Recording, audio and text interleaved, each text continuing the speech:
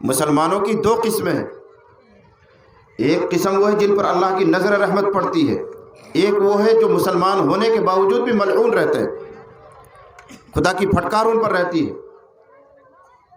پہلی قسم کون سی ہے؟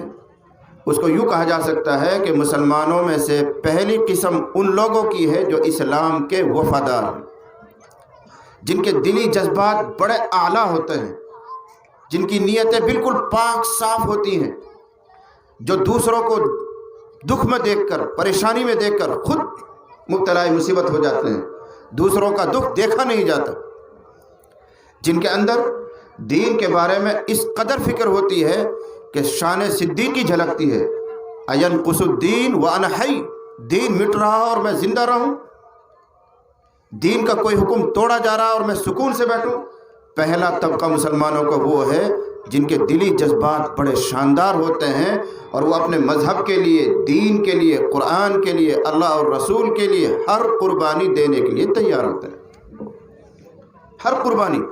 اگر مال مانگے قرآن اور اسلام اور اللہ تو مال حاضر ہے، اگر اللہ اس کا رسول ہم سے ہماری جان کا مطالبہ کرے تو جان حاضر ہے، اور اگر اللہ اس کا رسول ہم سے یہ کہے کہ وطن چھوڑو تو وطن چھوڑنے کے لیے وہ تیار ہوتے ہیں، جس کو ہجرت کہا جاتا ہے۔ تو مال کی بھی قربانی دے سکتے ہیں، جان کی بھی قربانی دے سکتے ہیں، وطن کی بھی قربانی دے سکتے ہیں، اولاد کی بھی قربانی دے سکتے ہیں، لیکن یہ ان سے گوارا نہیں ہے کہ اسلام مٹے، اسلام کا کوئی حکم ٹوٹے، یہ برداشت نہیں۔ یہ اسلام کے پہلا طبقہ ہے، مسلمانوں کی پہلی قسم ہے۔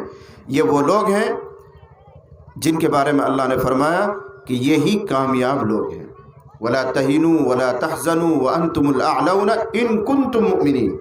یہی وہ ایمان والے ہیں جن کے لیے قرآن کریم وعدوں سے بھرا ہوا ہے۔ اور مسلمانوں کی دوسری قسم وہ ہے جو مفاد پرست ہیں، مفاد پرست۔ مفاد پرست کا مطلب کیا؟ جو اپنے فائدوں کی فکر میں رہتے ہیں، ان کو دین، اسلام، اللہ اور رسول سے کوئی مطلب نہیں، میرا فائدہ باقی رہنا چاہیے، مجھے نفع پہنچنا چاہیے، چاہے قرآن کا حکم ٹوٹے، چاہے اسلام مٹ رہا ہو، چاہے کوئی اور مسلمان تڑپ رہا ہو، بیمار ہو، جل رہا ہو، بھن رہا ہو، میں سلامت رہوں، میں محفوظ رہوں، میری جائیداد بچی رہے، میرے بچوں پر کوئی آنچ نہ آئے۔ ایسے مسلمان مفاد پرست کہلاتے ہیں۔ اللہ کی قسم، یہ مسلمانوں کے نام پر دھبا ہیں، یہ حقیقی مسلمان نہیں۔ حقیقی مسلمان وہ ہیں جو اپنے مذہب کے لیے، دین کے لیے ہر قربانی دے سکتے ہیں، اور ایسی ہی قربانیوں سے یہ اسلام ہم تک پہنچا ہے۔ اگر پہلوں نے، صحابہ نے، تابعین نے ایسی قربانی نہ دی ہوتی تو یہ اسلام زندہ ہی نہ ہوتا، اور یہ مذہب اسلام منتقل ہو کر ہم تک نہ پہنچتا، یہ وہی مٹ چکا ہوتا۔ لیکن انہوں نے جانوں کی بھی، مال کی بھی، وطن کی بھی، بچوں کی بھی، بیویوں کی، سب کی قربانی دی ہے اور پھر اسلام کو ہم تک پہنچایا۔ وہ کہلاتے تھے وفادار اسلام۔